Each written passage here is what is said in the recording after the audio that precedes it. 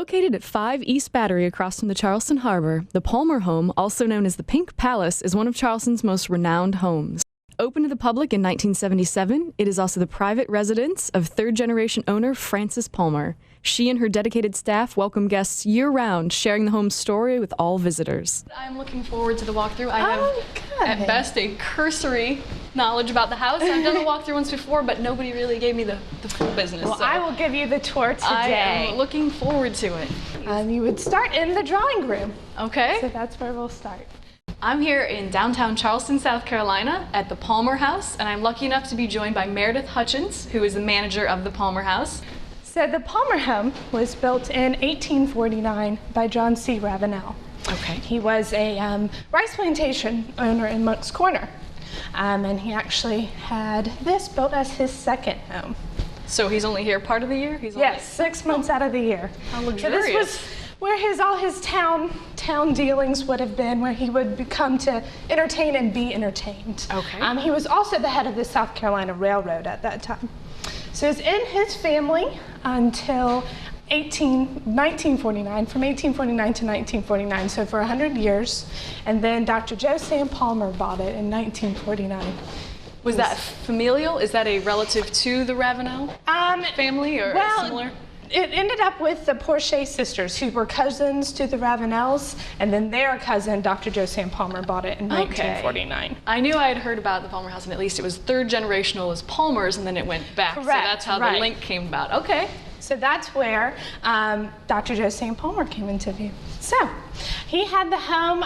It was then transferred down to his son, Dr. Joe Sam Palmer Jr., who was a dentist in the area, and he was called the ambassador of Charleston, the goodwill ambassador of Charleston. He would always greet people out on the porch and invite them into the home. Nice. And now his youngest daughter, Frances, is the one that owns it. And also a bit of an ambassador, I noticed. Yes. She's very welcoming. Anytime that I have gotten to come through here every once and again, that is based on having a lovely porch and being very accommodating, I noticed, of people around town. Exactly. So she runs it as a bed and breakfast, but it is still her private home as well. So the Palmer family still uses this as a private residence? Exactly. Is that how it goes in the room we came from the first floor, that's where the private residence, and now we are on the second floor, which is part of the bed and breakfast? Yes, common area, part of the bed and breakfast. You'll see the Palmers up here a good bit, always having get-togethers. All things festive. And we had come hoping to really get a look at some of the art and some of the, obviously, the furnishings that are dated to the home as well. Right.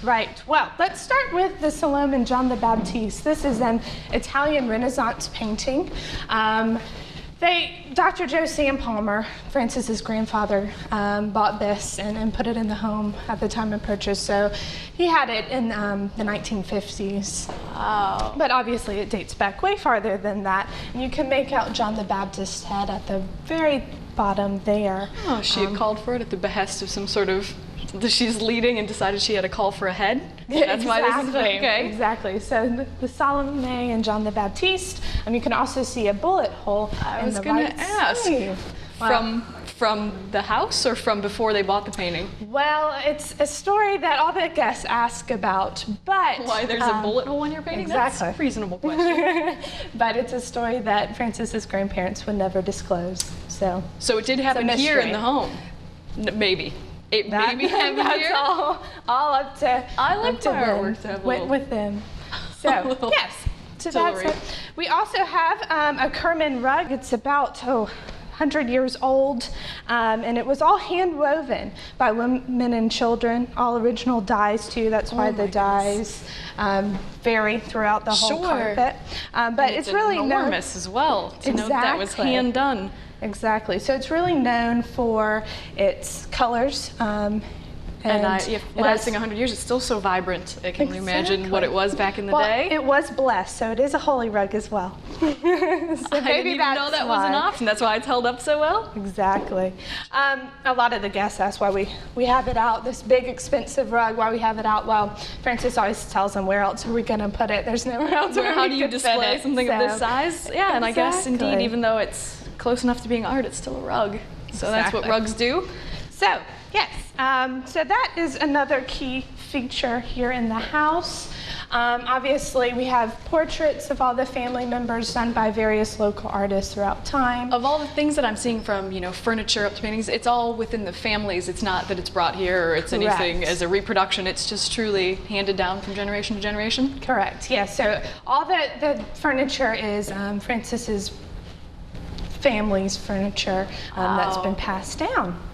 And it looks fantastic for the fact that you said they entertain enough and have people here all the time. It's all holding up remarkably well, which is a testament to well-made furniture. So yeah, this is where guests would come and have wine and cheese in the afternoon. And also we'll have breakfast tables and just kind of events. And so this is always available. If you're renting a room or if you're here for the weekend or staying, you could all your access is where you can come and hang out at your leisure? Right, okay. Yes, just common area. This is the next piece that is obviously an eye-catching piece, but I don't know anything about that. I don't know what a chickering means. I don't know. Well, the chickering is a Boston piano that was made for sound quality. And they were very expensive pianos back in the day. This one was made in 1848. So it's a Boston chickering piano that has been in the home Is it still playable? Is it still ready to be sat at? It still plays, but it's very out of tune. It's very I can only imagine tune, in Charleston alone, because of the humidity and anything, whether you had a brand new piano, it would be so hard to keep in tune all the time. So it's mostly for decoration at this point. It's okay. It was in was it part of the Palmer family? It was part of the Palmer family. They bought it and they took it with them when they moved into the house in 1949. The only takeaway, and I had read that they use one tree, or they make it out of one item. Is that true? So that it continues with some sort of quality of sound. That's So you do know about it. I was brushing up, but just a scotch. But that is it. That is the limit of what I knew. So that's what made those so special. Is that they're using? Yes, and they have a very limited amount of pianos they made, so makes it even more special. Beautiful. Which means, so this is one of those stellar pieces, and then this is the next one in the room? This is a 1800s secretary that's been in the Palmer home for a long, long time as well.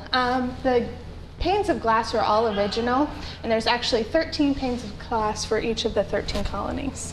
Is that true? That was what it was made? I say this like you're making up things after the fact. That's really why? It was, yeah. Wow. That is fascinating. And so this has also been with the family since... Exactly. Was it made for the Palmers? Or is it a... That I don't know. It's just been around that long? It was just acquired early on. But it is signed by the carpenter on the back, so it's quite a special piece as well. Everything in this room is amazing. Just down to the room itself, to the ceiling.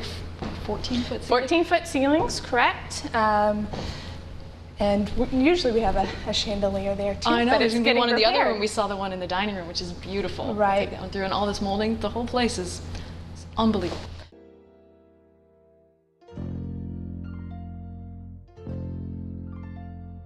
We're walking.